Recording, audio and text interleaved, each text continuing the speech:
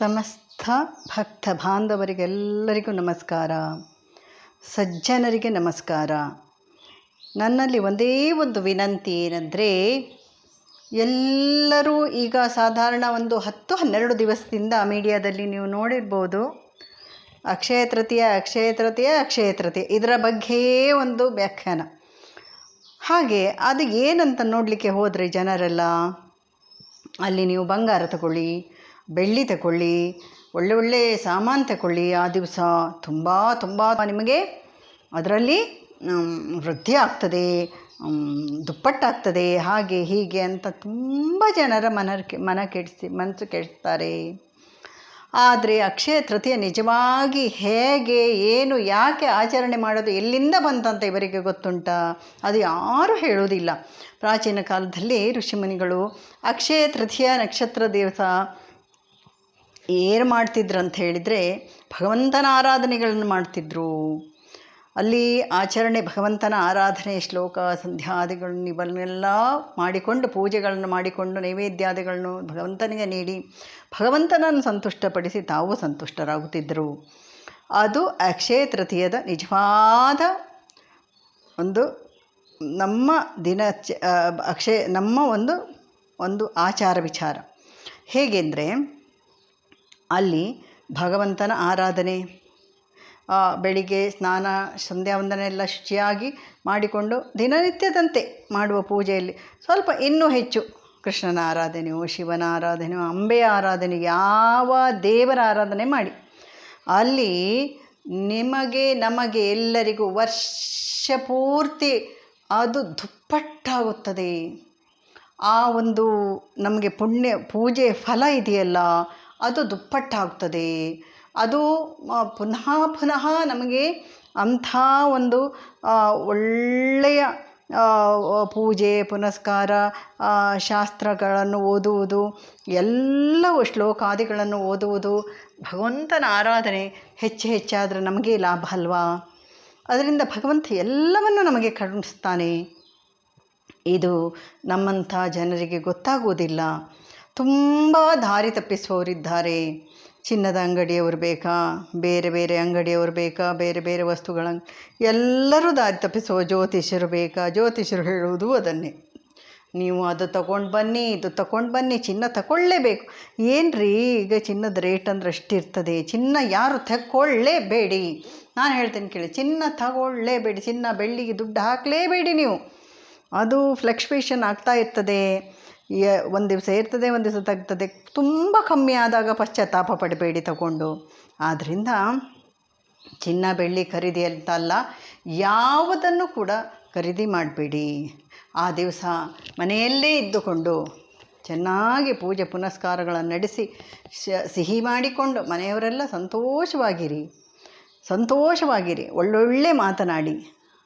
ಆ ದಿವಸ ಇಡೀ ಯಾವ ಕೆಟ್ಟ ಪದದ ಬಳಕೆಯೂ ಬೇಡ, ಯಾರನ್ನು ದೂರು ಮಾಡುವುದು ಬೇಡ, ಯಾರ ಮೇಲೆ ಹಗೆತನ ಬೇಡ. ಅಸೂಯೆ, ಹಗೆತನ, ದೂರು, ಎಲ್ಲವನ್ನು ಬೈಗುಳ ಎಲ್ಲವುದನ್ನು ಆ ದಿವಸ ಬಿಟ್ಟು ಬಿಡಿ. ಅದು ಮಾತ್ರ ನಮಗೆ ಲಾಭ. ಬಿಟ್ಟರೆ ನೀವು ಆ ದಿವಸ ಖರ್ಚು ಮಾಡಿದರೆ ವರ್ಷ ಇಡೀ ನಿಮ್ಮ ಜೇಬಿಂದ ಖರ್ಚಾಗ್ತಾ ಹೋಗ್ತದೆ, ಅನಂತವಾಗ್ತದೆ ಖರ್ಚು. ಇದು ಯಾರು ಹೇಳೋದಿಲ್ಲಲ್ಲ ನಿಮಗೆ, ನಾನು ಹೇಳ್ತೇನೆ ಕೇಳಿ. ಆ ಖರ್ಚುಗಳು ಅನಂತವಾದರೆ ನಮಗೆ ಒಳ್ಳೆಯದಾ ಹೇಳಿ? ಒಳ್ಳೆಯದಲ್ಲ. ಅದಕ್ಕೆ ಆ ದಿವಸ ನಿಮ್ಮಲ್ಲಿರುವ ಸ್ವಲ್ಪ ಹಣವನ್ನು ಅಥವಾ ಒಂದು ಬಂಗಾರವನ್ನು ಎಲ್ಲವನ್ನು ತೊಳೆದು ಚೆನ್ನಾಗಿ ದೇವರ ಮುಂದೆ ಇಟ್ಟು ಅನಂತನನ್ನು ನೆನೆಯಿರಿ. ಅನಂತವಾಗಿ ನನಗೆಲ್ಲವನ್ನು ದಯಪಾಲಿಸಪ್ಪ, ಈ ದಿವಸ ನಿನ್ನಲ್ಲಿ ಬೇಡಿಕೊಳ್ಳುವುದೇ ಅದೇ ಅಂತ. ಈ ದಿವಸ 20ನೇ ತಾರೀಕು ಬೆಳಿಗ್ಗೆ ನೋಡಿ 7 ಗಂಟೆ 27 ನಿಮಿಷದವರೆಗೆ ಮಾತ್ರ ಅಕ್ಷಯ ತೃತೀಯ ಇರ್ತದೆ ನೋಡಿ. ಹಿಂದಿನ ದಿವಸ ಇರ್ತದೆ, ಅದು ಪೂಜೆಗೆ ಇದು ಇಲ್ಲ, ಅದು ಯೋಗ್ಯವಲ್ಲ. ಪ್ರಾತಃ ಕಾಲದಲ್ಲೇ ಪೂಜೆಗೆ ಯೋಗ್ಯ, ಯಾವುದೇ ಒಂದು ಪೂಜೆಗೆ ಪ್ರಾತಃ ಕಾಲದಲ್ಲೇ ಯೋಗ್ಯ. ಆದ್ದರಿಂದ ಹಿಂದಿನ ದಿವಸ ಅರ್ಧ ದಿವಸದಲ್ಲಿ ಅಕ್ಷಯ ತೃತೀಯ ಏನೂ ಲಾಭ ಇಲ್ಲ. ಅಂದರೆ ಪೂಜೆ ಪುನಸ್ಕಾರ ಎಲ್ಲ ಮಾಡಿಕೊಂಡು ಹೋಗ್ಬೋದು ನೀವು ಹೇಳಿದ್ದು. ಅಂದರೆ ಶುಭ ಘಳಿಗೆ ಅಂತ ಹೇಳ್ತಾರಲ್ಲ, 20ನೇ ತಾರೀಕು 7 ಗಂಟೆ 27 ಎಲ್ಲರಿಗೂ ಎಲ್ಲರೂ ಸರ್ವೇ ಸಾಮಾನ್ಯವಾಗಿ ಕಾಲದಲ್ಲಿ ಭಗವಂತನ ಆರಾಧನೆ ಮಾಡುವುದಲ್ವ. ಚೆನ್ನಾಗಿ ಮಾಡಿ. ಅಷ್ಟು ಬಿಟ್ಟರೆ ಬೇರೆ ಯಾವ ತಂಟೆ ತಾಪತ್ರಯಕ್ಕೂ ಹೋಗಬೇಡಿ. ಆ ದಿವಸ ರೋಹಿಣಿ ನಕ್ಷತ್ರದ ಇರುತ್ತದೆ. ಅದು ಆ ರೋಹಿಣಿ ನಕ್ಷತ್ರದ ಚಿಹ್ನೆ ರಥವಾಗಿರುತ್ತದೆ. ಆ ದಿನ ತಮ್ಮ ತಮ್ಮ ವಾಹನಗಳನ್ನು ಶುಚಿಗೊಳಿಸಿ ಅವುಗಳಿಗೆ ಒಂದು ಅರಿಶಿಣ ಕುಂಕುಮ ಹೂವು ಪುಷ್ಪವನ್ನು ಏರಿಸಿ ಅವುಗಳಿಗೂ ಒಂದು ಪೂಜೆ ಮಾಡಿ, ಅಲ್ಲಿ ಅದೊಂದು ಬಿಟ್ಟು ಆ ದೇವರ ಪೂಜೆ ಮಾಡಿ, ಇವೆರಡು ಬಿಟ್ಟು ಬೇರೆ ಯಾವುದನ್ನು ಮಾಡಲಿಕ್ಕೆ ಹೋಗಬೇಡಿ. ಯಾವುದನ್ನು ಮಾಡಲಿಕ್ಕೆ ಹೋಗಬೇಡಿ. ನಿಮ್ಮಷ್ಟಕ್ಕೆ ನೀವು ದೈನಂದಿನ ಕೆಲಸದಲ್ಲಿ ಹೇಗಿರ್ತೀರಿ ಹಾಗೇ ಇರಿ. ಇವರೆಲ್ಲ ಹೇಳುವುದನ್ನು ಕೇಳಲೇಬೇಡಿ. ಕೇಳಿದರೆ ಉಂಟಲ್ಲ ಮತ್ತೆ ನಮ್ಮ ತಲೆ ಕೆಡುವುದು. ಇದು ಎಲ್ಲಿಂದ ತರುವುದು, ಹೇಗೆ ಮಾಡುವುದು, ಇದೇ ವಿಚಾರ ಬರ್ತದೆ ಹೊರತು ನಿಮಗೆ ಖಂಡಿತ ಚಿನ್ನ ದುಪ್ಪಟ್ಟಾಗುವುದಿಲ್ಲ, ಬೆಳ್ಳಿ ದುಪ್ಪಟ್ಟಾಗುವುದಿಲ್ಲ, ನೀವು ತೆಕೊಂಡ ಸಾಮಾನು ದುಪ್ಪಟ್ಟಾಗುವುದು ಏನೂ ಆಗುವುದಿಲ್ಲ. ಅದು ಸುಮ್ಮನೆ ನೀವು ಮಾಡಿದ ಖರ್ಚು ಮಾತ್ರ ದುಪ್ಪಟ್ಟಾಗ್ತದೆ. ವರ್ಷ ಇಡೀ ಖರ್ಚಾಗ್ತದೆ. ಆ ತಿಥಿಯಲ್ಲಿ ಏನು ತಗೊಂಡ್ರೋ ಅದು ಇದು ನಿಮಗೆ ಹೇಗೆ ಹಿಂದಿನ ದಿವಸದಲ್ಲಿ ತಗೊಳ್ಳಿ ಅಂತ ಹೇಳ್ತಾರಲ್ವಾ, ಆ ಹಿಂದಿನ ದಿವಸದಲ್ಲಿ ತಗೊಂಡ್ರೆ ಅದು ಸಹ ಅಕ್ಷಯ ತೃತೀಯಕ್ಕೆ ಬರ್ತದೆ.